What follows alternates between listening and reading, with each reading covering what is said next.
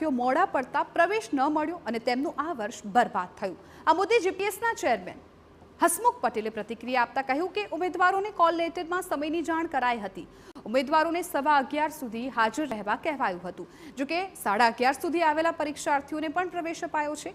પરીક્ષાની સલામતી અને શાંતિ જાળવવા માટે આ પ્રકારની વ્યવસ્થા ગોઠવાઈ હતી, જેથી 11:30 પછી કોઈને પ્રવેશ નથી આપ્યો, કારણ કે 11:15 વાગ્યાથી ઓએમઆર શીટ આપવા અને સહી કરવા માટે નક્કી કરાયું હતું। અને આ વાત કરીએ સ્થળ સંચાલકની, તો તેમણે આયોગની સૂચના મુજબ જ કામ કર્યું છે તેવું તેમણે કહ્યું।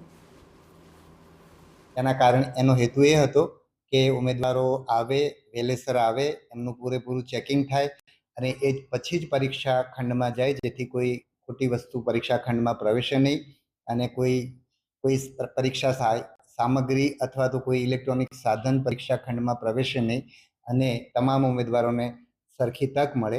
ઉમેદવારોના કોલ લેટરમાં 11:15નો સમય લખ્યો હતો, છતાં પણ 11:30 સુધી ઉમેદવારોને પ્રવેશ આપવામાં આવેલો। 11:30 પછી આવેલા ઉમેદવારોને પ્રવેશ આપવામાં આવેલ નથી।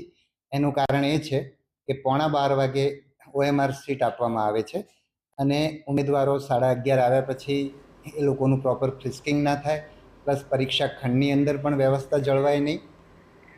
સમાચાર ગાંધીનગરથી મુખ્ય પ્રધાન દ્વારા